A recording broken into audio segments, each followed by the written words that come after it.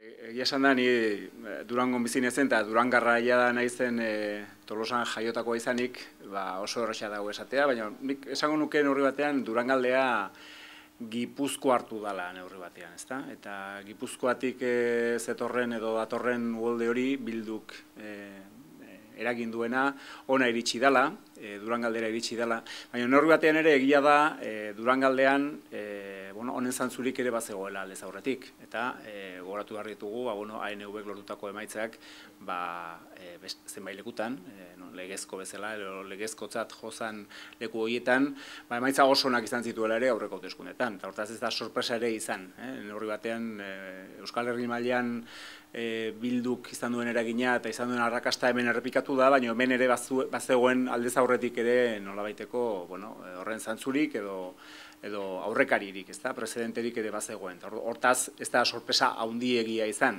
egia da, segurunik espektatiba hoberenak ere gainditu egin ditula Bilduk lortutako emaitza horrek, ezta, eta zentzu horretan bai.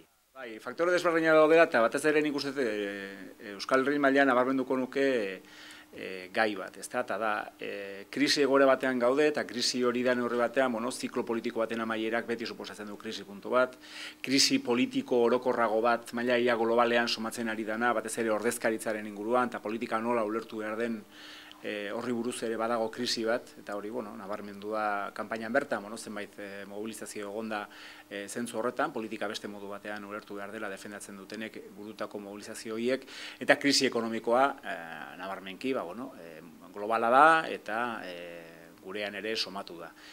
Hiru krisi mota horiei erantzuteko modua Euskal Herriak izan duena, izan da botu abertzaleago bat eta botu ezkertiarrago bat. Euskal Herria gehiago eta ezkerra gehiago. Eta ariz Espainian justo kontrakoa izan da. Espainia gehiago eta eskuina gehiago, ezta.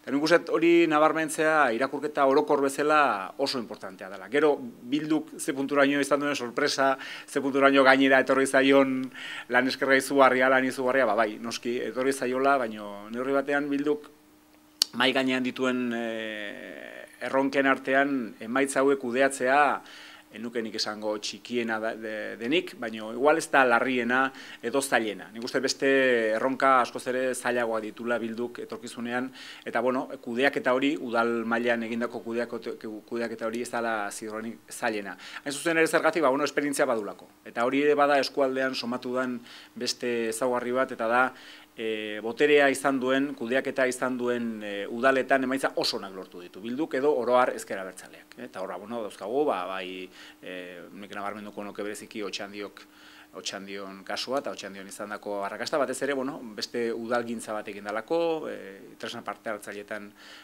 oinarrituta, baina berdin Atxondon, eta berdin Elorrion, eta berdin beste zenbait lekutan kudeaketa egindan lekuetan hori saritua izan dela. Eta hortaz, hortara ez dakit prestatuta egongo dan Bildu, edo ez dakit kinka larria izango dan etorkizunean, baina ez dut uste hori larriena danik. Nik uste beste batzuk baditula, eta arazoa da neurri batean denak batera kudeatu behar dituela. Batera kudeatu behar du udal politika zorrotza eta berritzailea, tresna parte hartzaileak adibidez martxan jarriz, kudeatu behar du horrekin batera politika publiko berriak eta batez ere nazio erakuntzari lotutako politika publiko berriak bideratzearena, kudeatu beharko du bakegintza prozesuaren azkeneko bultzada, neurri batean 2-3 urte barru edo urte hauetan egitura juridiko politikoaren inguruan egongo dan eztabaida zabal hori ere kudeatu beharko du.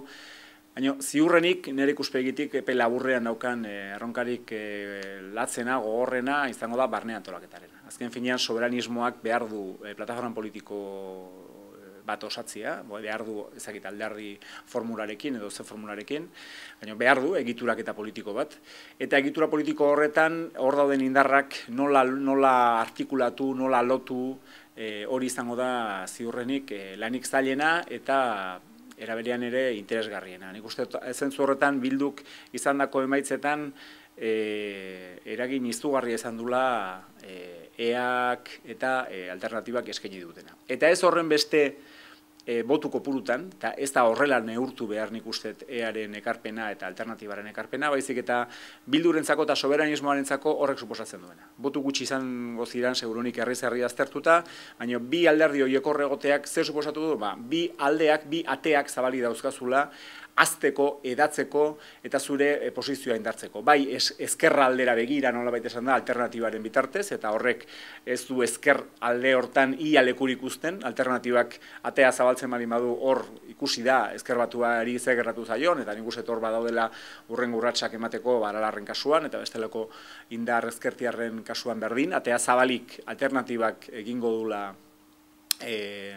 Bilduren kasuan, eta beste aldetik ere, EAk ere eskaintzen dula, ez dakitik eskuinetik, baina baina abertzaletasun moderatuaren aldetik, erakuntzarako posibilitate bat, eta hain zuzen ere EAJari beste zati bat kentzeko aukera. Bi ate horiek zabalik eukitzeak, horrek ere erakusten du zepunturaino bildu den, benetako herri batasunaren nolabaiteko hazia, ezta? Benetako plataforma zabala, interklasista, sensibilidade politiko eta sozial asko bilduko dituena, beti ere argi edukita soberanismoak zer suposatzen duen, eta soberanismoa zer den. Soberanismoa da, abertzaletasun ezkertiarra, ezkerra abertzalea dela, eta horrek baditula oinarri programatiko batzuk eztabaida ezinak, ezta? Eta nik uste hor batez ere lanik zailena eta interesgarriena Bilduk izango dula hortan. Horrek ez du kentzen noski, batzuei aiatu zaiela, udala da gainera, espero ez zuten egoera batean, eta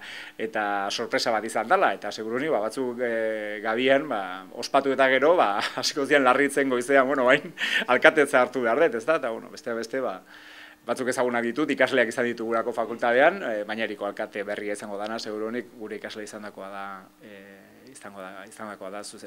zintza politikotan, eta gaur gabian ere berataz gogoratu naiz, eta pozik egongo da, baina larrituta eta kezkatuta era berean, eta nik uste dut dela pixkat Bilduk aurrean daukan erronkarik importantena. Bai, nik uste dut bai PSren kasuan eta baita ere PPren kasuan, argitzekoa izan da, ze punturaino, Espainian zegoen dinamika polarizatzaile horrek ez duen eraginik izan Euskal Herrian. Horrek ez du piztu beraien hauteslegoa.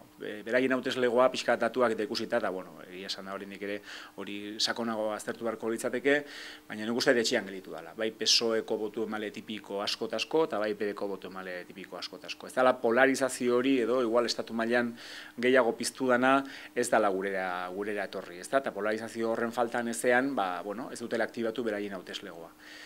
Noski, PSOeren kasuan bereziki zehazki badago estatu mailan izan duen galeraren isla ere eskualdean eta oro har Euskal Herrian, ezta? Ze punturaino, bere hauteslegoak ezkertiarrak, nolabait esan da, edo sensibilia ezkertiarra duena, ze punturaino zigortu duen azkenean PSOek bideratutako politika neoliberala. Eta orduan, paradoxa hori ezin izan du kudeatu PSOE modu zuzenean, eta horrek kalte bat izan du argi eta garbi hauteskunde hauetan. Hala ere nik horri ere gehituko nioke Euskal Herrian kasuan bi alderdi hauen adibide hortan ikuste dut oso nabarmena dela, izango litzateke ze punturaino oraindik ere ez diren egokitu bai PP eta PSOE egoera berrira, egoera politiko berrira.